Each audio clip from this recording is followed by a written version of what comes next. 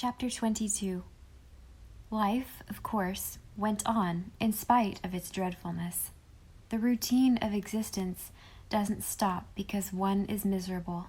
There were even some moments that were not altogether bad. Emily again measured her strength with pain and again conquered. With the Murray Pride and the Star Reserve at her elbow, she wrote Ilse a letter of good wishes with which nobody could have found fault. If that were only all she had to do, if only people wouldn't keep on talking to her about Ilse and Teddy. The engagement was announced in the Montreal papers and then in the island ones. "Yes, they're engaged, and heaven help everyone concerned," said Dr. Burnley. But he could not hide his satisfaction in it. "Thought at one time you and Teddy were going to make a match of it," he said jovially to Emily, who smiled gallantly and said something about the unexpected always happening. "Anyhow, we'll have a wedding that is a wedding," declared the doctor. "We haven't had a wedding in the clan for God knows how long.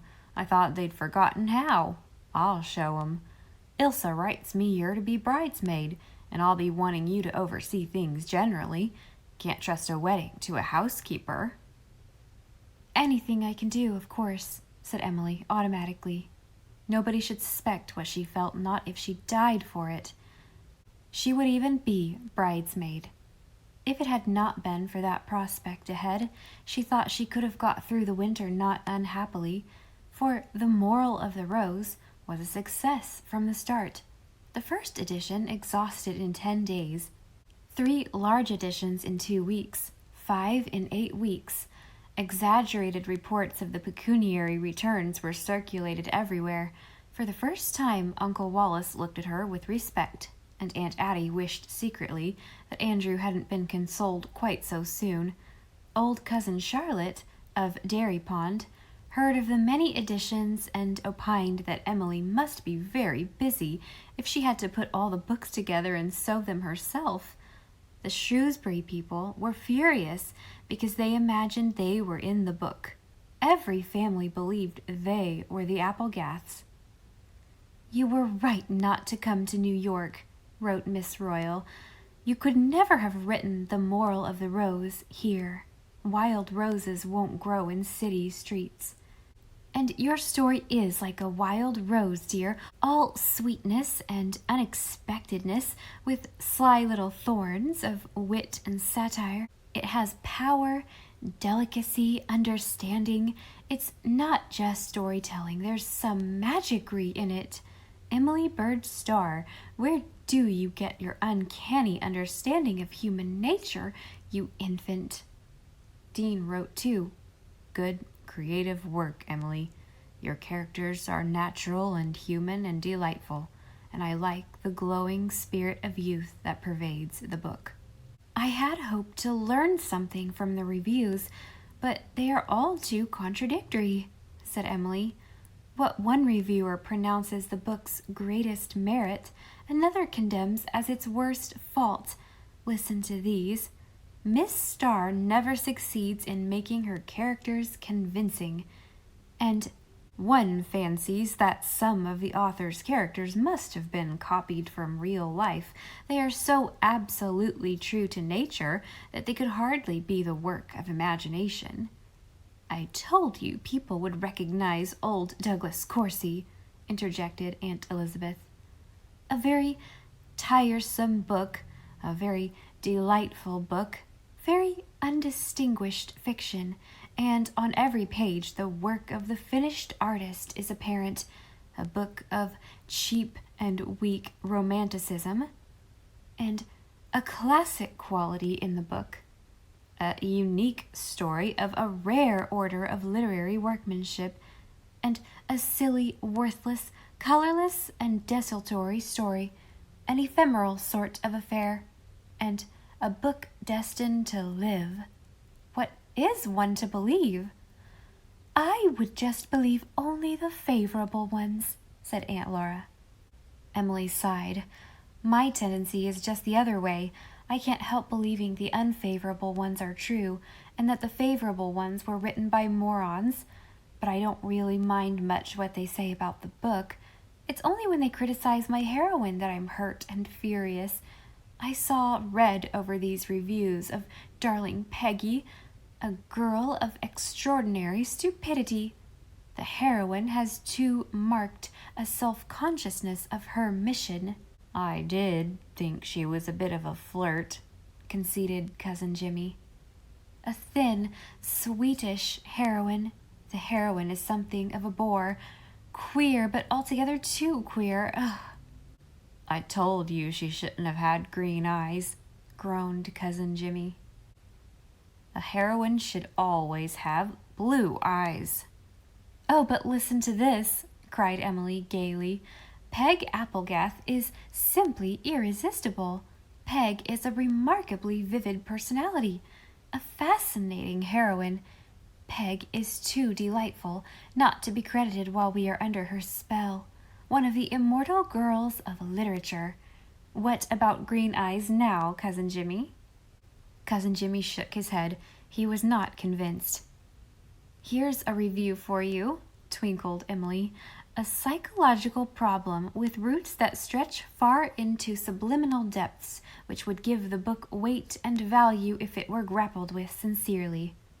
I know the meaning of all those words by themselves except two, but put together they don't make any sense, protested Cousin Jimmy ruefully.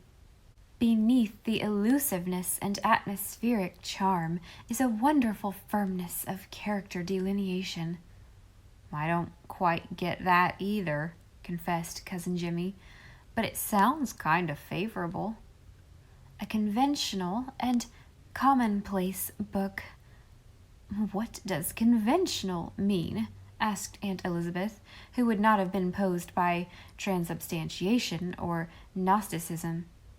Beautifully written and full of sparkling humor, Miss Starr is a real artist in literature. Oh, now there's a reviewer with some sense, purred Cousin Jimmy. The general impression left by the book is that it might be much worse. That reviewer was trying to be smart, I suppose, said Aunt Elizabeth, apparently quite oblivious of the fact that she had said the very same thing herself. This book lacks spontaneity. It is saccharine and melodramatic, mawkish and naive. I know I fell into the well, said Cousin Jimmy pitifully. Is that why I can't make head or tail out of that? Here's one you can understand, perhaps. Miss Starr must have invented the Applegath orchards as well as her green-eyed heroine. There are no orchards in Prince Edward Island. They are killed by the harsh, salt winds that blow across that narrow, sandy strip. Read that again, please, Emily. Emily complied. Cousin Jimmy scratched his head, then shook it. Do they let that kind run loose over there? The story is a charming one, charmingly told. The characters are skillfully depicted, the dialogue deftly handled, the descriptive passages surprisingly effective. The quiet humor is simply delightful. I hope this will not make you vain, Emily, said Aunt Elizabeth warningly. If it does, here's the antidote. This feeble, pretentious, and sentimental story, if story it can be called, is full of banalities and trivialities, a mass of disconnected episodes and scraps of conversation, intermingled with long periods of reflection and self-examination. I wonder if the creature who wrote that knew the meaning of the words himself, said Aunt Laura. The scene of this story is laid in Prince Edward Island, a detached portion of land off the coast of Newfoundland. Don't Yankees ever study geography? Snorted exasperated Cousin Jimmy. A story that will not corrupt its readers. There's a real compliment now, said Aunt Elizabeth. Cousin Jimmy looked doubtful. It sounded all right, but of course dear little Emily's book couldn't corrupt anyone, but to review a book of this kind is like attempting to dissect a butterfly's wing or strip a rose of its petals to discover the secret of its fragrance. Too highfalutin, sniffed Aunt Elizabeth. Honeyed sentimentality, which the author evidently supposes is poetic fancy. Wouldn't I like to smack his gob, said Cousin Jimmy feelingly. Harmless and easy reading. I don't know why, but I don't quite like the sound of that, commented Aunt Laura. This story will keep a kindly smile upon your lips and in your heart as well. Come now, that's English. I can understand that, beamed Cousin Jimmy. We began, but found it impossible to finish this crude and tiresome book.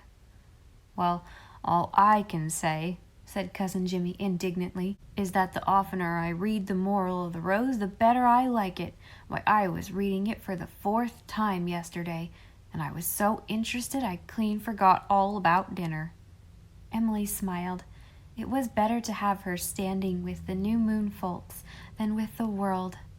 What mattered it what any reviewer said when Aunt Elizabeth remarked with an air of uttering the final judgment, Well, I could never have believed that a pack of lies could sound as much like the real truth as that book does.